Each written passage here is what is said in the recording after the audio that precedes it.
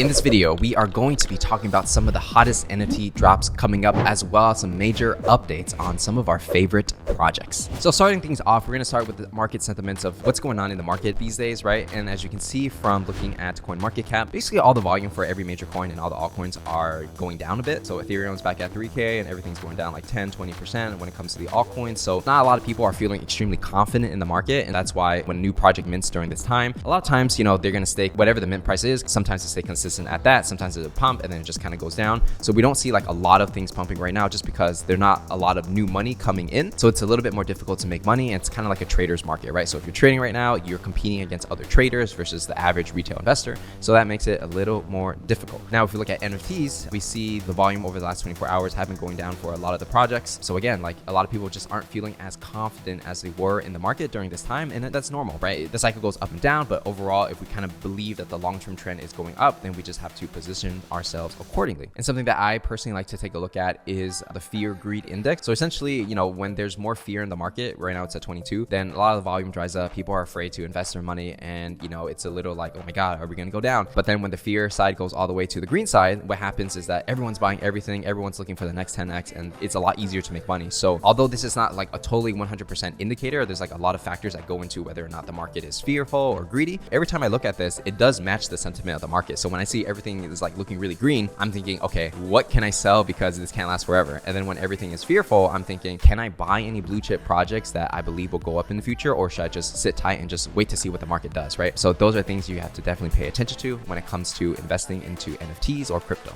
All right, so the first project that we're actually going to be talking about is going to be Isekai Meta. Now, we talked about this before on the channel, but there have been some major updates on some of the art that they've been putting out. So as you can see on their Twitter, they've been putting out more trailers, putting out different kind of music that represents the vibe of the entire project. And as you can see, it's heavily inspired by Studio Ghibli, which did some of the most popular animation movies like Totoro, Princess Mononoke, Spirited Away, you name it, they just crushed it, right? And so obviously Isekai Meta is kind of taking inspiration from that specific kind of art style. And as you can see from their Medium page, they actually gave credit to Studio Ghibli and said like, hey, we actually did take a lot of inspiration from them. So I really appreciate the honesty, because it'd be weird if they just pretended that, oh, we don't know who Studio Ghibli is, right? The art itself, I would say it's pretty good. It definitely hits a certain kind of niche and market, that Studio Ghibli vibe. And anybody who likes those kind of movies will kind of feel that nostalgia towards it, especially for me. I grew up in the 90s. So when I see this, I'm like, oh yeah, dude, that's like Spirited Away kind of vibe, right? So if you go on the website, Isekai Meta, they're saying they're a story, community-driven, hand-drawn NFT collection for the metaverse, some of them on Ethereum blockchain.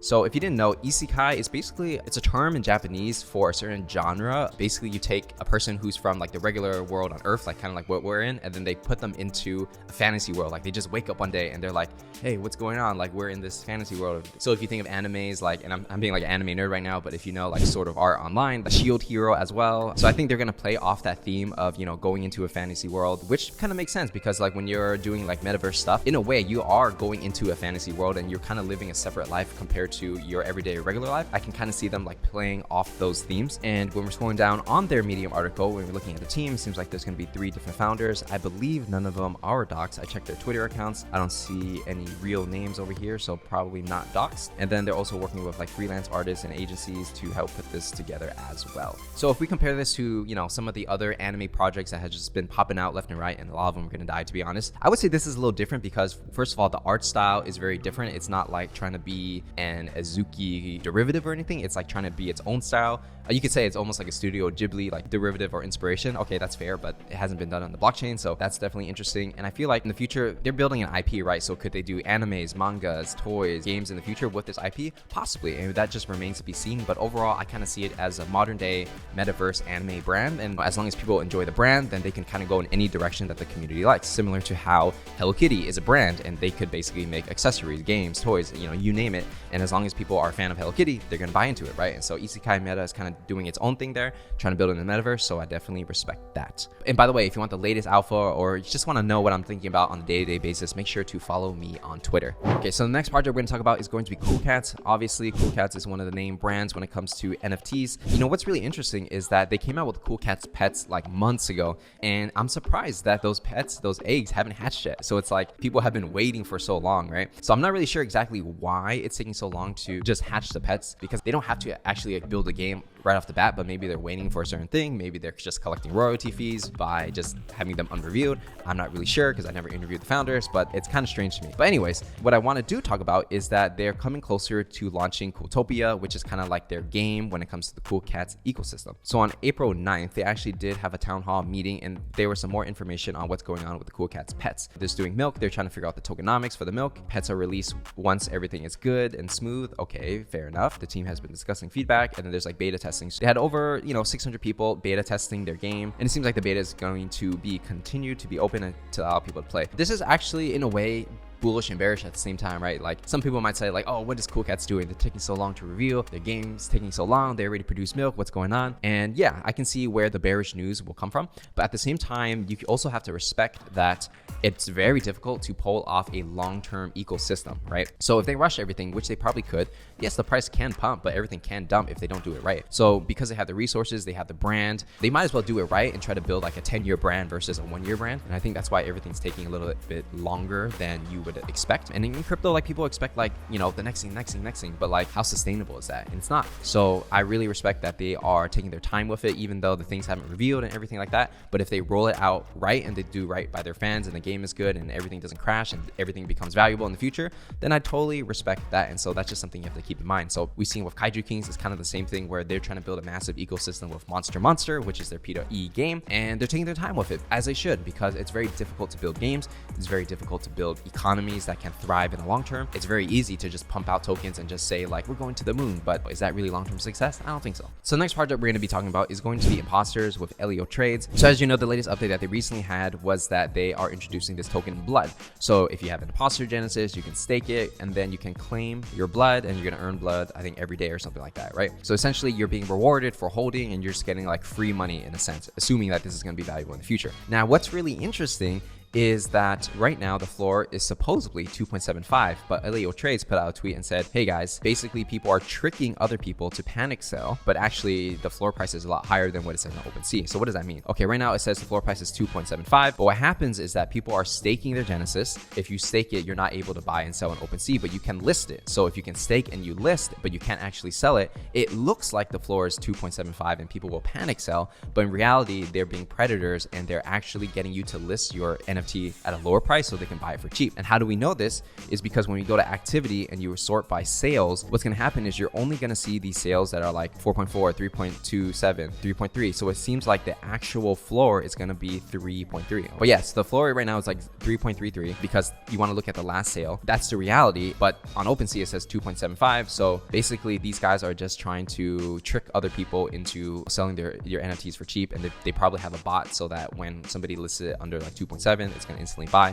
So don't be the fool. Don't panic sell. Like always be aware of what's going on in the market. And if you're selling something, don't just look at the floor price of like what's available on OpenSea because that's not representative of what the market believes. What the market truly believes is what the sales activity is, right? So not listening, but look at the actual sales. So in other news, Vee Friends 2, which is I believe going to be one of the hottest NFTs in April, there's been some slight delays. So they're going to extend the period for the friends list and the public mint on April 25th. So that's like 2 weeks from now. For the Vee Friends Series 2, they actually did something interesting where they created a game within the NFT as a placeholder. So instead of just having like an image, for example, they created this game that anybody can play. How it works is you just play the game over here in OpenSea and then you press the space button to avoid this thing. So let's see how far I can get.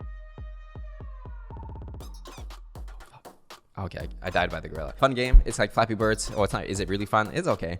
Vee Friends 2 coming out with the 555555 collection. So definitely check that out once it is ready. And by the way, guys, if you didn't know already, the Parallax, which is our company, is going to be dropping an NFT real soon. Not a lot of information out quite yet, but I've been leaking some stuff in our Discord. So if you want to join the Discord, make sure to check the link in the description. We're doing AMAs every week to answer your questions. And I do give special privileges that I'm not going to mention here on those AMAs. So make sure to check that out if you want to get involved in the community. In other news, the other video we talked about Azuki collaborating with NASA and stuff to send their Bobu tokens to space. It seems like that's going to be put on hold for now. There's not a lot of information of why they put these things on hold, but Azuki made an official announcement. So this is kind of interesting where whether this thing goes to space or not, Azuki basically was in the news, everyone's talking about it, and then when this resumes, they're going to be in the news again. So for me, when I'm looking at this, it's kind of like win or lose, no matter what happens, as long as people are talking about you and there's a lot of attention going to your project, then that's probably good for you as for branding, right? And so Azuki NFT right now in my eyes is a brand, just like how Supreme is a brand. Like anything they do that can get on the news and get that mind share is very bullish, right? And I'm so definitely looking out for other projects that are able to do that and like collaborate with larger organizations in the Web2 world, because that's where you really get the mind share, and that's where,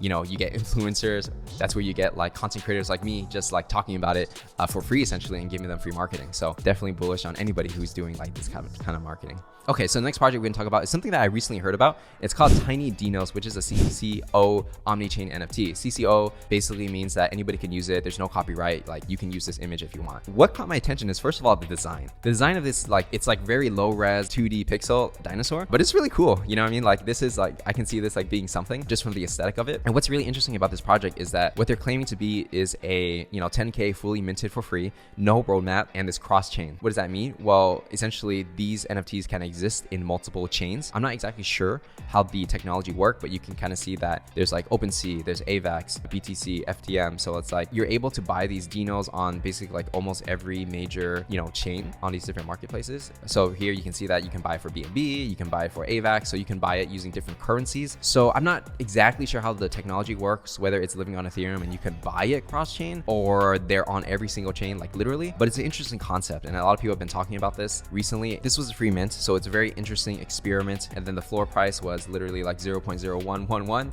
and then now it's going all the way to like 0.3, which is crazy. So I think people really align with the art style of it. And also it's an innovative concept of like being a cross-chain NFT, right? Because we haven't really seen that besides like Cyberkong's doing Ethereum and Polygon, which is a layer 2, but like if you're able to do it on Binance, that's like a whole different like chain. So really interesting to see how this plays out and to see if that inspires other creators to do more like cross-chain projects. And so with that said, if you enjoyed this video, make sure to follow me on Twitter at Patrick Dang, join our Discord, The Parallax, to get updated on our latest NFT that is coming out sooner than you think. And I will see you guys in the next one.